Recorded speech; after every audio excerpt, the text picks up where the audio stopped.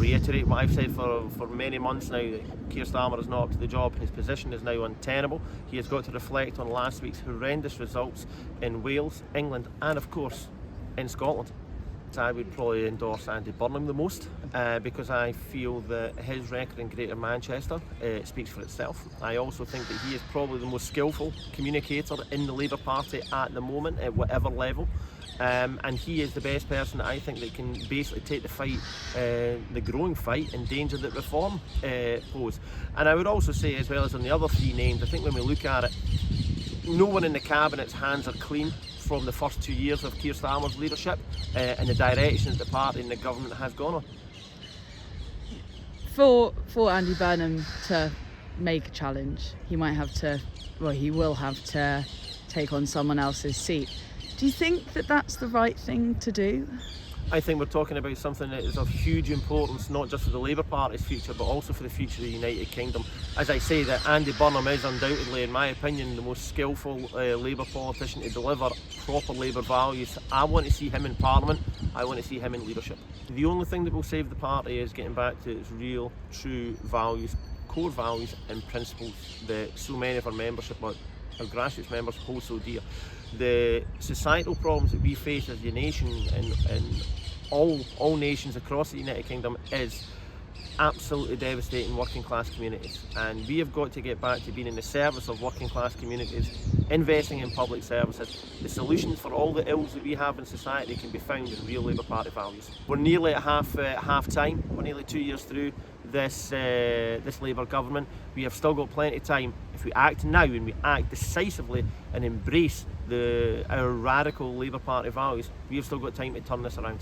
I think we've got to get it right. I think there's got to be an orderly yet timely transition. I think we're looking at over the course of probably a few months, but that is enough time to get the direction of the party. The direction of the party should travel in. Let's get that sorted as quickly as possible, and then let's get down to work.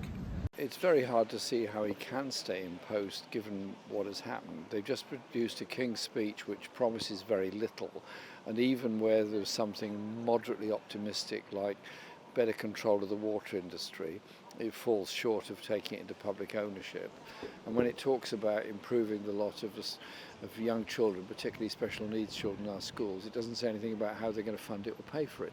So it's those kind of issues that are there. And on the global stage, it's a continuation of arms spending, continuation of enabling American planes to fly out of Britain to bomb Iran, and no reference or apology for their participation in the Gaza genocide. So I don't think the King's Speech offers very much. If Wes Streeting is to be the alternative, I fail to see what is an alternative to. Wes Streeting is, after all, presiding over Palantir being brought into our National Health Service, and has continued with the Health and Social Care Act that the coalition government brought in, which brings in the private sector into our NHS. What happens then is we'd have a leadership contest, I guess, within the Labour Party between Starmer and Streeting, but I would have thought it's also quite possible that if Streeting can demonstrate he's got the numbers, which he might have, I don't know, then Starmer might decide to resign, and then Streeting would take over almost unopposed. We could be in for a coronation. We've had the King here this morning, so a coronation sort of fits in with the atmosphere. I think that's a very, very fair question, because we're now on to possibly onto yet another Prime Minister with sort of only around 2 years, in office, and so it is obviously very damaging to the image of the country as a whole, and we have an instability in politics. But that instability is brought about by the collapse of the fundamental values of Labour under Starmer, the growth of reform with its racist message under Farage, and the mobilisation of that kind of politics in our society. And that will grow unless you have an alternative which does say it's going to deal with the issues of expensive, poor quality housing, the issues of insecure employment, the issues of underfunded health and education. We need a voice that's transformative, and that is what I've been trying to put forward and work with various independents and independent groups in the local elections on last week. It's obviously a fast-moving political situation, but it's a bit like a sort of psychodrama and show rather than people feeling involved in it. I mean, we're here in the Parliament where it's all happening. There's no public demonstrations, there's no public involvement. This is very much a sort of psychodrama on the media more than anything else. And so we'll see what happens. But what we need really are the voices of people to deal with the inequalities in our society. When I came here this morning, I've lost count of the number of homeless people I passed on the way. Now, is that right in a society that is as wealthy as ours? There is a presentational gap, that's for sure.